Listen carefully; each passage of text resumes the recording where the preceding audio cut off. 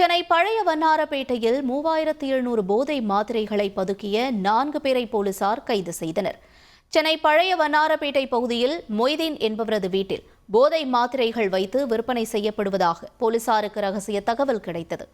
அங்கு சென்ற போலீசார் சோதனை செய்ததில் அவரிடம் போதை மாத்திரைகள் சிக்கின. விசாரணைக்கு பிறகு குன்றத்தூரைச் சேர்ந்த வெங்கடேசன் உட்பட 4 பேரை கைது செய்த போலீசார் 3700 போதை மாத்திரைகள், பட்டா கத்திகளையும் பறிமுதல் செய்தனர். மொய்தீனிடம் விசாரணை செய்ததில் மும்பையில் இருந்து வண்ணாரப்பேட்டை பகுதிக்கு போதை மாத்திரைகளை கொண்டு வந்து விற்பனை செய்ததும் தெரியவந்தது. இதில் தொடர்புடையவர்களை போலீசார் தேடி வருகின்றனர். கோவை மாவட்டம் வெள்ளமடை அருகே இஸ்லாமிய மூதாட்டியின் உடலை அடக்கம் செய்வதற்கு ஊர் மக்களே எதிர்ப்பு தெரிவித்ததால் பரபரப்பான சூழல் நிலவியது. காளிப்பாளையம் பகுதியைச் சேர்ந்த 90 வயதான ஜெய்தீன் பிபி உடல்நலக்குறைவால் உயிரிழந்த நிலையில் அவரது உடலை அடக்கம் செய்ய உறவினர்கள் குழி தோண்டினர். எனினும் சின்ன மீனை போட்டு பெரிய மீனை பிடிக்கணும். இங்க ஒருத்தர் ஐஸ்கிரீம் ஜூஸ் கடை வச்சு மாசம் பல லட்சம் ரூபாய் சம்பாதிக்கிறாரு. எப்படின்னு தெரிஞ்சுக்க ஃப்ரீடம் ஆப்பை டவுன்லோட் பண்ணுங்க.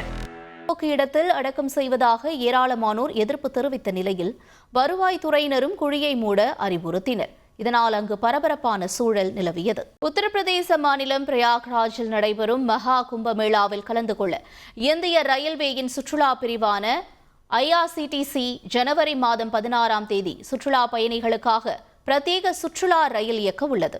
இந்த ரயில் ஜனவரி மாதம் 16ஆம் தேதி திருநெல்வேலி மாவட்டத்தில் தொடங்கி தென்காசி, ராஜபாளையம், சிவகாசி, விருதுநகர், மதுரை, திண்டுக்கல், திருச்சி, தஞ்சாவூர், மயிலாடுதுறை, சிதம்பரம், விழுப்புரம், செங்கல்பட்டு, தாம்பரம், சென்னை, எழும்பூர் மற்றும் விஜயவாடா பகுதிகளுக்கு சென்று வாரணாசி, பிரயாக்ராஜ், அயோத்தி செல்கிறது.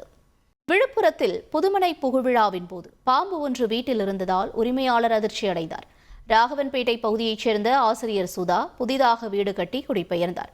அவரது தம்பி வீட்டில் இருந்தபோது 6 அடி நீள சாரை பாம்பு இருந்ததை பார்த்து பயத்தில் கூச்சலிட்டுள்ளார்.